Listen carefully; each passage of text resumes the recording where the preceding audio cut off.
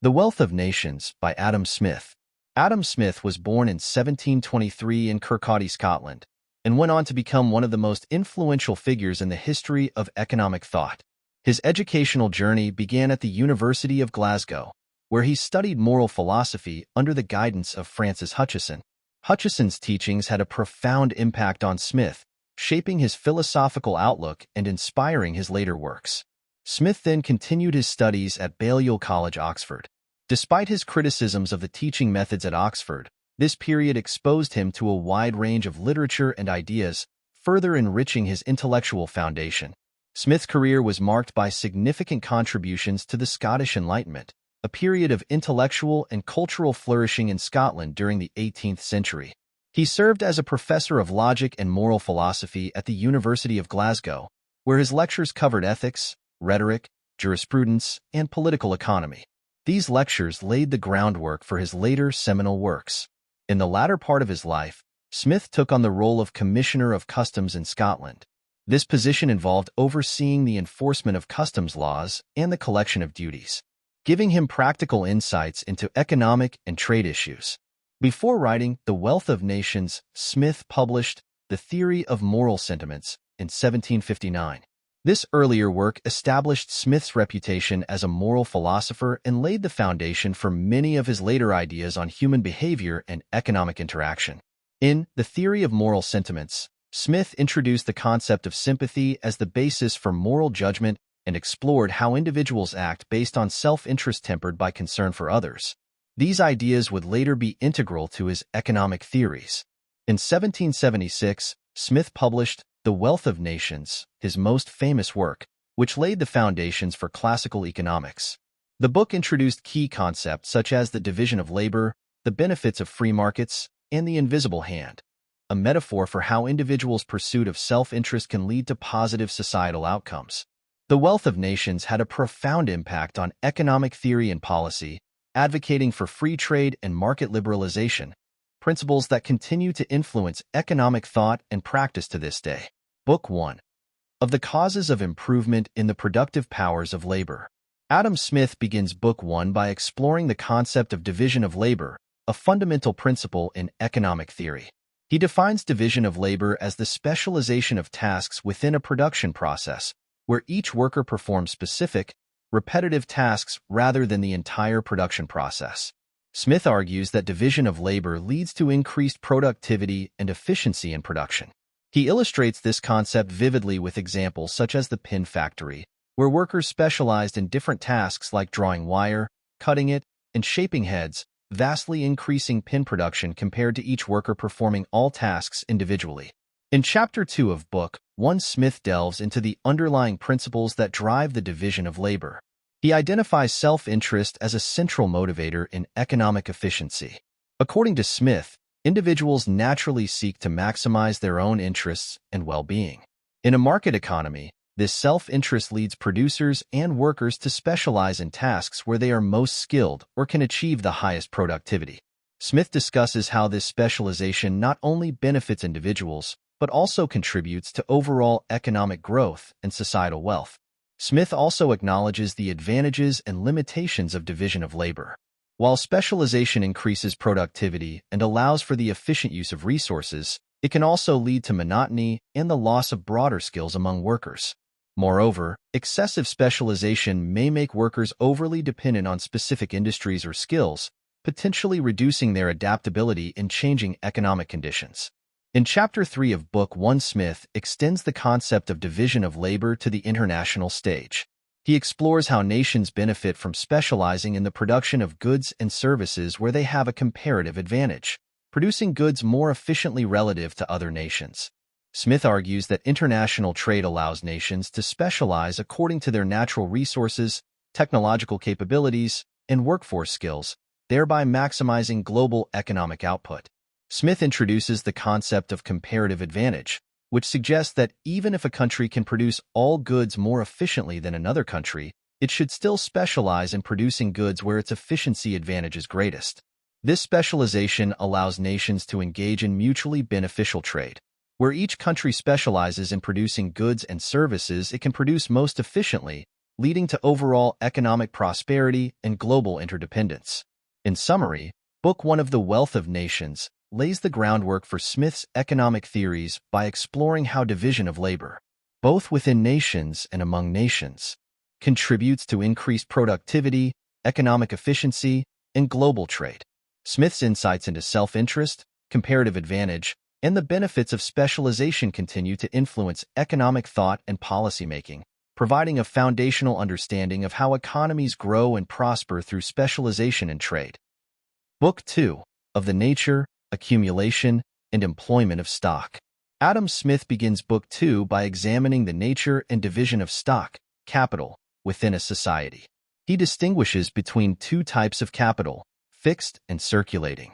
Fixed capital includes tools, machinery, and infrastructure that are used repeatedly in the production process without being completely consumed, such as buildings, machinery. Circulating capital, on the other hand, refers to goods that are consumed or sold during the production process, such as raw materials and wages paid to workers. Smith emphasizes the importance of capital allocation in fostering economic growth. He argues that societies must allocate their capital efficiently to maximize productivity and economic output.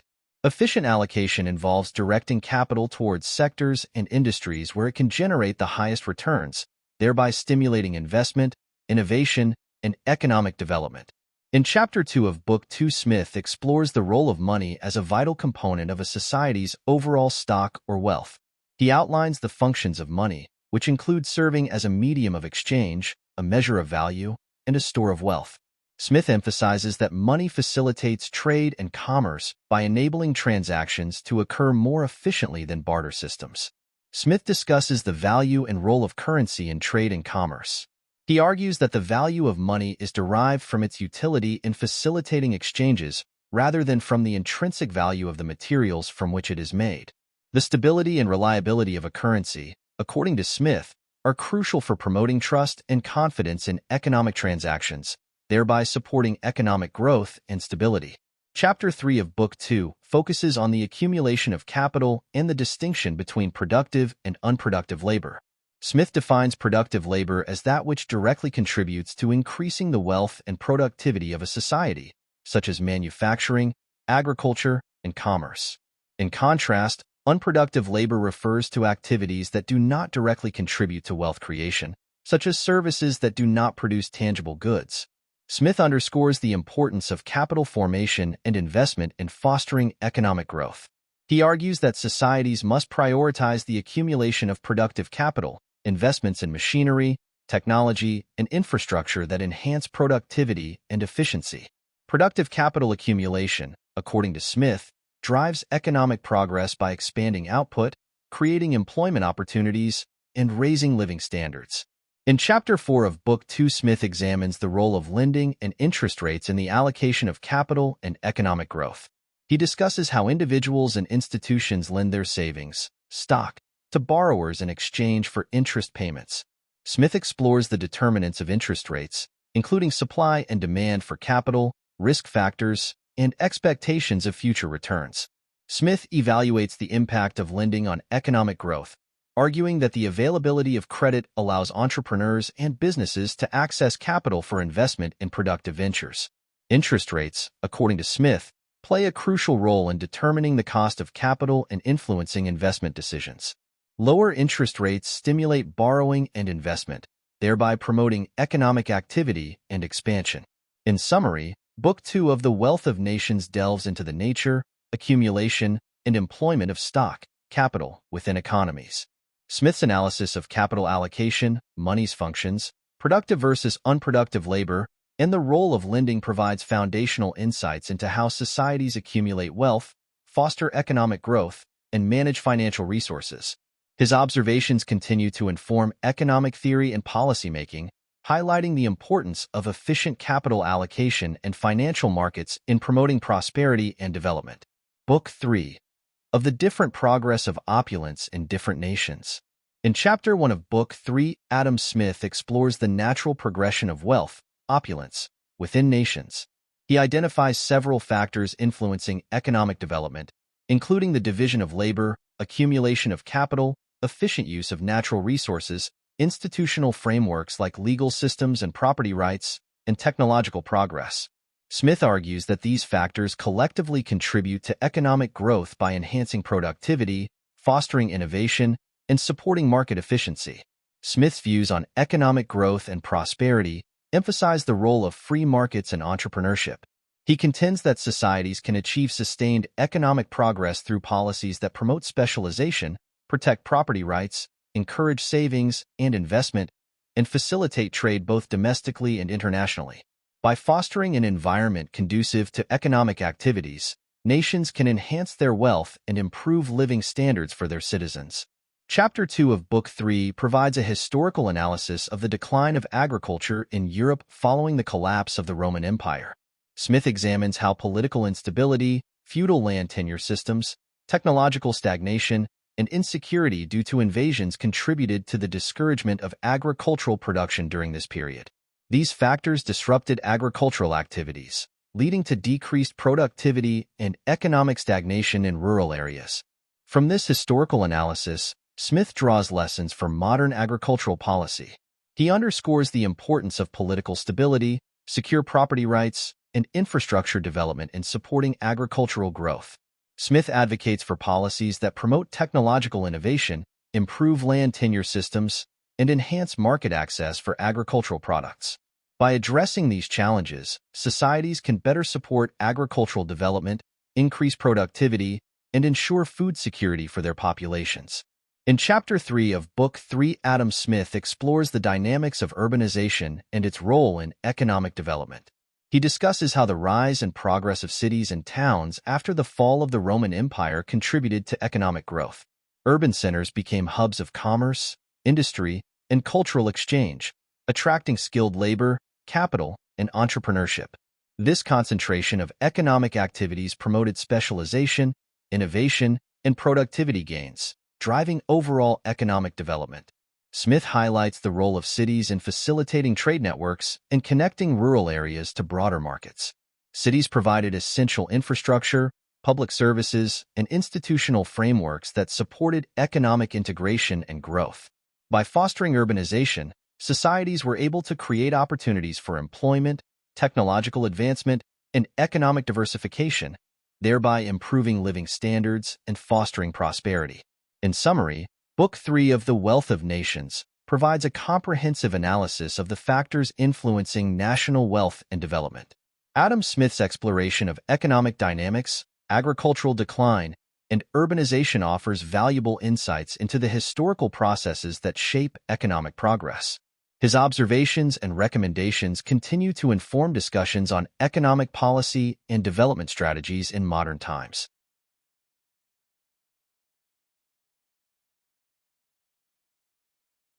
Book 4 of Systems of Political Economy. In Chapter 1 of Book 4, Adam Smith critiques the principles of mercantilism and advocates for free trade. Smith provides a critical analysis of mercantilism, a prevailing economic theory in his time. Mercantilism emphasizes the accumulation of wealth through a favorable balance of trade, where exports exceed imports. It promotes government intervention in the economy through tariffs, subsidies, and trade restrictions to achieve economic objectives. Smith challenges the mercantilist notion that a nation's wealth is determined by its stock of gold and silver. Instead, he argues that wealth should be measured by the productive capacity of its economy and the standard of living of its people. Smith advocates for free trade as a superior economic policy. He argues that free trade allows nations to specialize in producing goods and services in which they have a comparative advantage, thereby maximizing overall productivity and economic welfare. Free trade promotes competition, innovation, and efficiency by allowing resources to flow to their most productive uses. Smith contends that government-imposed trade restrictions, such as tariffs and import quotas, distort market incentives and lead to inefficiencies. Instead, he advocates for minimal government interference in economic affairs, allowing markets to operate based on voluntary exchange and mutual benefit. Chapter 2 of Book 4 explores arguments for and against protectionism, focusing on restraints on the importation of goods that can be produced domestically. Smith examines the rationale behind protectionist measures, arguments for protectionism, protecting domestic industries from foreign competition to nurture infant industries and promote economic development, preserving jobs and ensuring a stable domestic labor market by reducing reliance on foreign goods, generating government revenue through tariffs and import duties. Arguments against protectionism.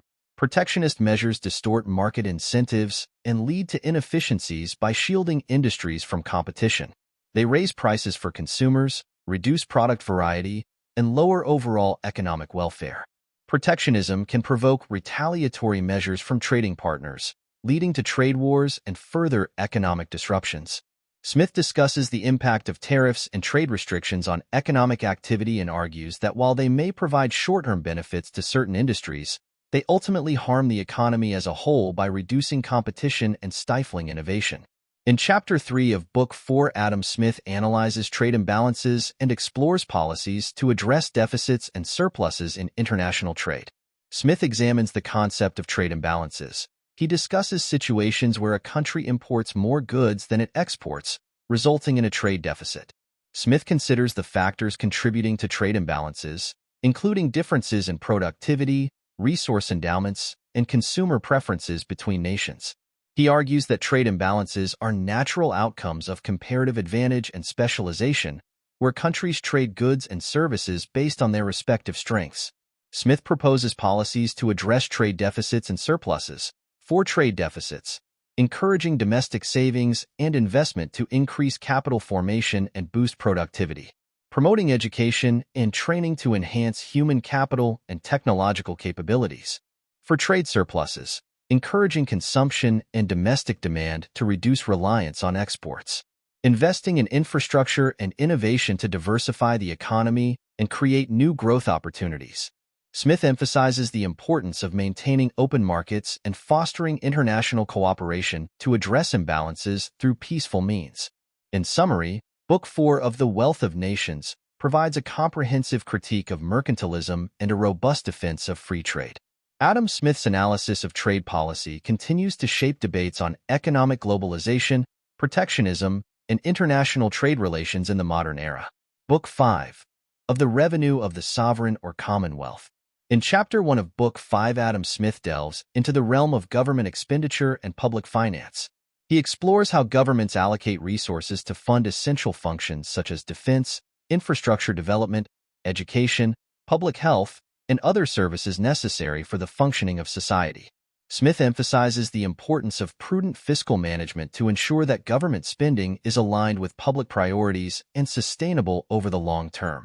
Smith discusses the pivotal role of taxation in financing government operations. He argues that taxes are necessary to generate revenue for funding public goods and services.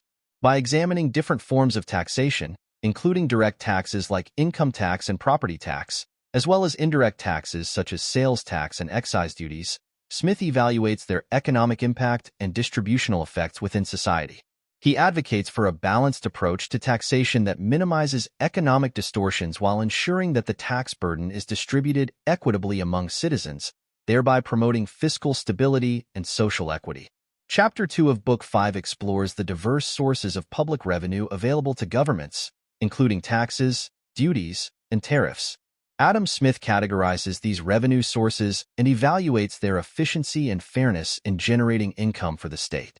Smith distinguishes between direct taxes, which are levied directly on individuals or businesses, such as income taxes and property taxes, and indirect taxes, which are imposed on goods and services, such as sales taxes and excise duties. He analyzes how different forms of taxation impact economic behavior, resource allocation, and overall productivity within society. In his examination of public revenue sources, Smith emphasizes the importance of efficiency and fairness in tax policies. He critiques taxes that impose excessive burdens on economic activity or disproportionately affect certain segments of the population. Smith argues for tax systems that promote economic growth, incentivize productive investment, and foster equitable distribution of the tax burden among citizens. In Chapter 3 of Book 5, Adam Smith addresses the implications of public debt on the national economy and provides recommendations for its management. He discusses how accumulating public debt can impact interest rates, investment incentives, and fiscal sustainability over the long term. Smith examines the economic consequences of excessive public debt, emphasizing its potential to crowd out private investment, increase borrowing costs, and undermine long-term economic growth.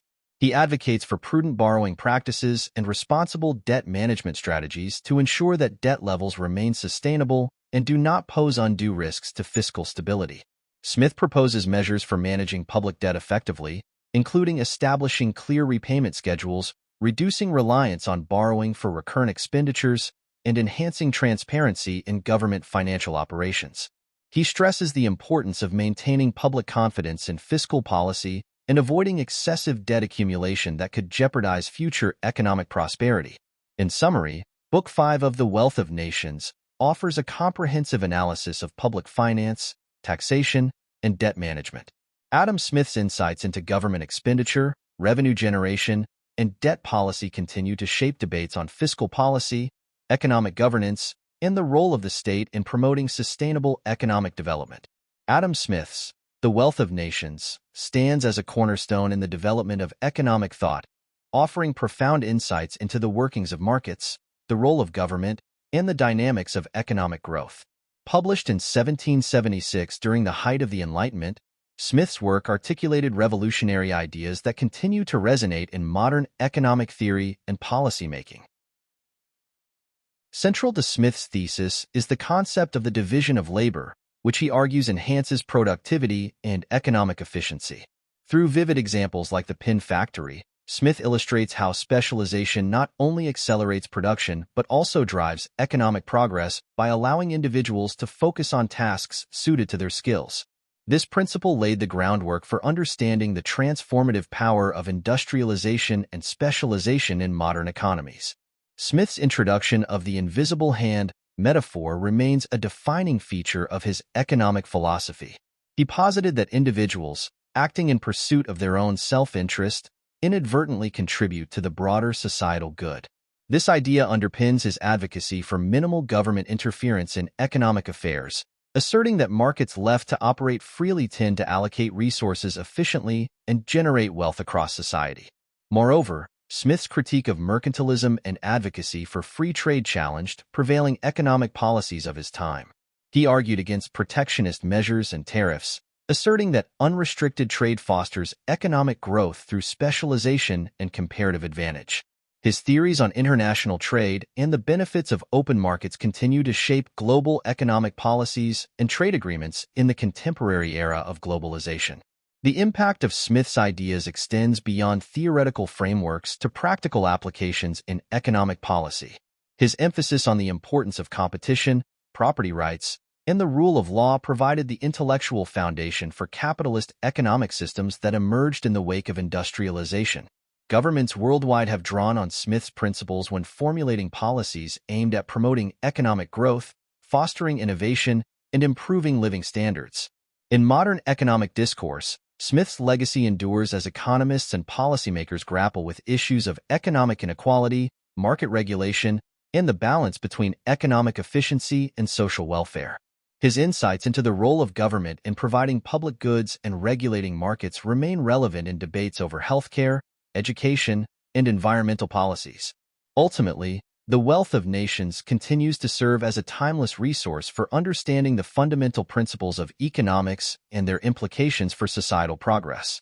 Adam Smith's pioneering work not only shaped the field of economics, but also continues to influence how we navigate the complexities of global markets and economic development in the 21st century.